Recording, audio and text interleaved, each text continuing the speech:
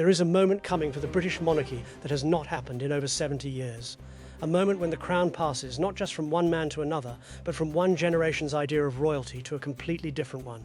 And at the centre of that moment stands a man who has quietly been telling us for years now exactly what he intends to do when it happens. His name is Prince William, the Prince of Wales.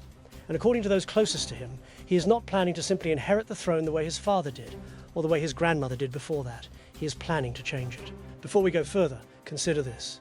In 2025, sitting across from actor Eugene Levy on a quiet film set for Apple TV's travel series, Prince William said something that royal watchers have not stopped talking about since. He said that change was on his agenda, not resistance to change, not caution about change. Change, by his own words, that excites him. For an institution built on the idea that tradition never bends, that is a remarkable thing for a future king to say out loud, on camera, for the world to hear. So what does William actually mean by change? What is he planning? And could it really reshape the monarchy as we know it? Let's take a closer look. To understand why this moment matters so much, we need to understand where the monarchy stands right now, in the middle of the 2020s. King Charles III ascended the throne in September 2022, following the death of his mother, Queen Elizabeth II, after her record-breaking 70-year reign. Charles had waited longer than any heir in British history to become king, and when he finally did, he arrived with his own quiet reform in mind. He called it a slimmed-down monarchy, a smaller, leaner working royal family with fewer minor royals carrying out public duties and a tighter focus on the core institution. But Charles's reign has not been an easy one. In February 2024, the palace announced that the king had been diagnosed with cancer and had begun treatment. He has continued to carry out public duties throughout his illness, but the diagnosis placed an unusual spotlight on the question every monarchy eventually has to face: what comes next? At the very same time, Catherine, the Princess of Wales, revealed her own cancer diagnosis and underwent months of treatment before entering remission. For a period in 2024, two future monarchs, a king and a queen consort, were both managing serious health battles in full view of the public while trying to shield their children from the intensity of that scrutiny. It was against this backdrop that Prince William began stepping into a far more visible leadership role within the family. He took on more of his father's public duties. He continued to lead his own long-running charitable projects. And, according to people close to him, he began thinking more seriously and more openly about what kind of king he intends to be. This is the context that makes William's comments about change so significant.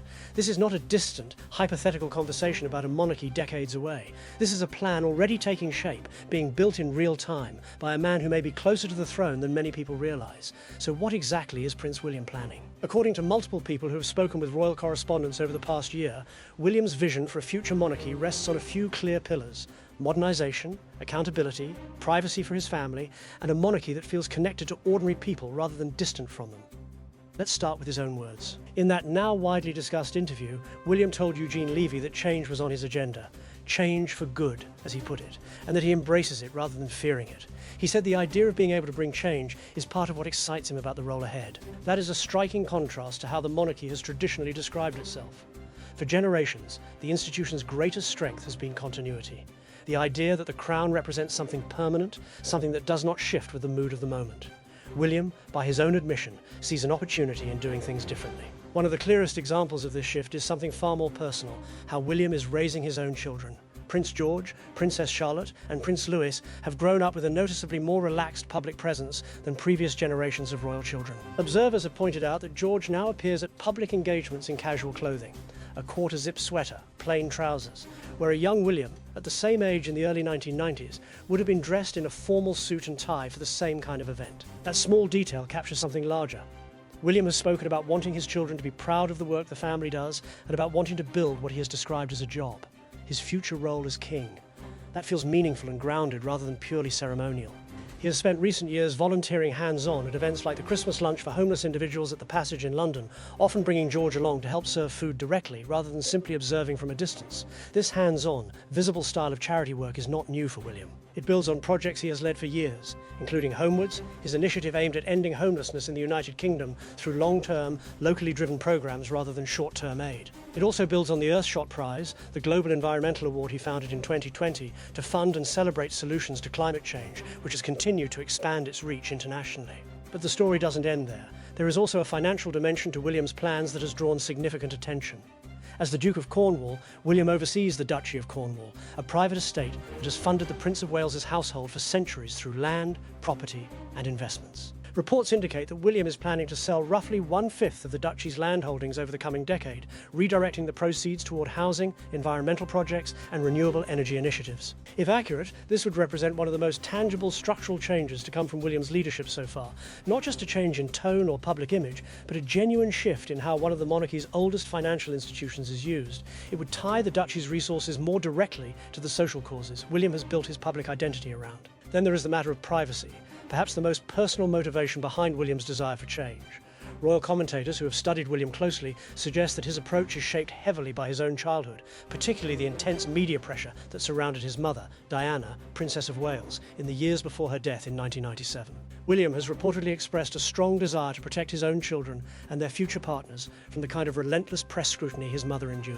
In discussing his upcoming book on the women of the House of Windsor, royal correspondent Simon Vigor noted that William has dropped hints, including in a televised documentary, about wanting to curb what he called the insatiable appetite of the press once he becomes king.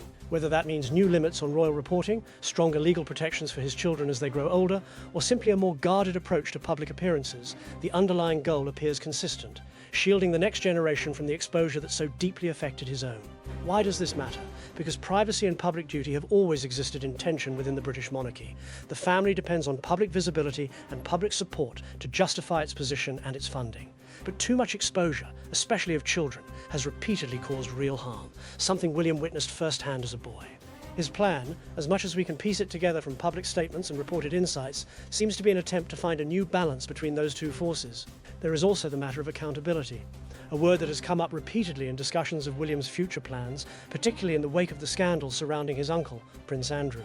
Andrew's association with the convicted sex offender Jeffrey Epstein led King Charles to strip him of his military titles and royal patronages, a significant and highly public consequence within the family. Sources close to William have suggested that he wants a monarchy where such conduct carries clear consequences and where the family's public image is not allowed to be undermined by a lack of oversight over its own members. Taken together, these threads: modernisation, hands-on charity work, financial restructuring through the duchy, protecting his children's privacy, and greater accountability within the family, paint a picture of a future king who sees his role not as a continuation of business as usual, but as an opportunity to rebuild public trust in the institution for a new era. But here's a question worth sitting with for a moment. Is any of this actually possible? The British monarchy is not simply one man's household. It is bound up in centuries of law, tradition, and expectation. The Duchy of Cornwall's structure dates back to the 14th century. The relationship between the Crown and the press has been negotiated and renegotiated for generations, and the very idea of the firm, as the royal family is sometimes called, depends on a delicate balance between visibility and mystique. Royal historians and commentators are divided on whether William's vision can truly reshape all of that, or whether the institution's deep structures will simply absorb his changes the way they have absorbed the ambitions of monarchs before him. Some experts have gone so far as to warn that too much focus on modern branding, efficiency, and measurable outcomes could actually strip away the very magic that makes the monarchy compelling to the public in the first place. So which is it? Is William about to author a genuinely new chapter in the 800-year story of the English and British crown? Or will his reign, however different in tone, ultimately follow the same script that every monarch before him has followed? To answer that, it helps to look backward before we look forward. The British monarchy has faced this exact question. New king, new era, old institution, many times before. And history shows us that meaningful change is possible, but it rarely happens quickly, and it rarely happens exactly as planned. Consider Edward VII, who became king in 1901 after his mother, Queen Victoria, had reigned for 63 years. Victoria's later years had been marked by withdrawal from public life following the death of her husband, Prince Albert. Edward, by contrast, was known for his sociability, his love of public appearances, and his determination to make the monarchy visible again. His reign, though short, helped re-establish the crown as a public-facing institution rather than a distant, mourning household, a shift that shaped how later monarchs would approach their public roles. Consider also George VI, who came to the throne unexpectedly in 1936 after his brother Edward VIII abdicated to marry Wallis Simpson, a decision the establishment of the time considered unacceptable. George VI inherited an institution in genuine crisis, its credibility shaken by scandal, through steady, careful public service. Most visibly during the Second World War, when he and Queen Elizabeth chose to remain in London during the Blitz rather than evacuate.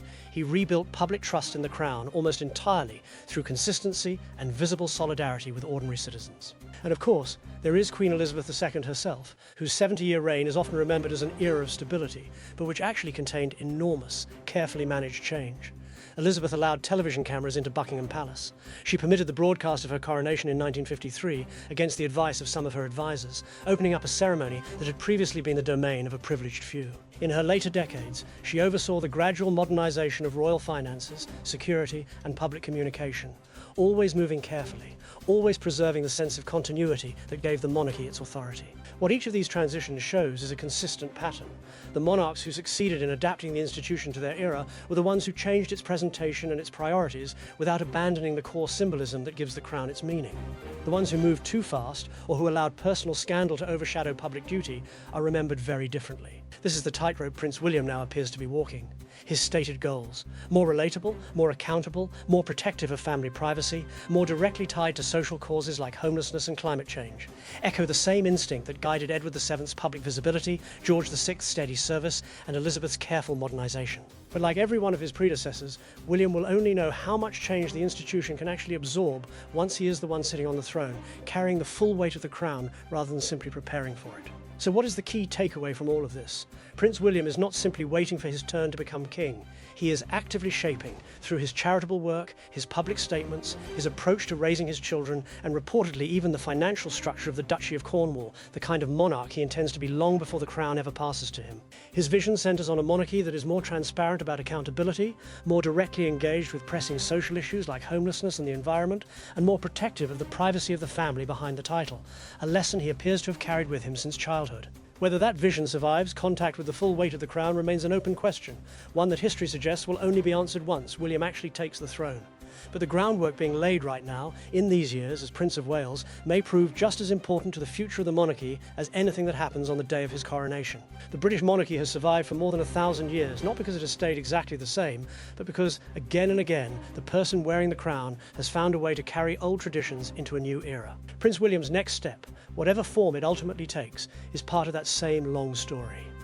One more chapter in an institution's ongoing effort to remain meaningful to the people it represents. Whether history remembers his reign as a genuine turning point, or simply as one more careful evolution in a long line of them, is something only time, and William himself, can decide. What we do know is this: the plans are already in motion. The change, as William himself has said, is already on the agenda. If you enjoyed this closer look at Prince William's vision for the future of the monarchy, make sure to subscribe and turn on notifications so you never miss one of our deep dives into royal history, tradition, and the stories shaping the crown's next chapter. And let us know in the comments below, do you think William's changes will strengthen the monarchy for the next generation, or do you think tradition will win out in the end? We read every comment and we'd love to hear your thoughts. Thank you for watching, and we'll see you in the next video.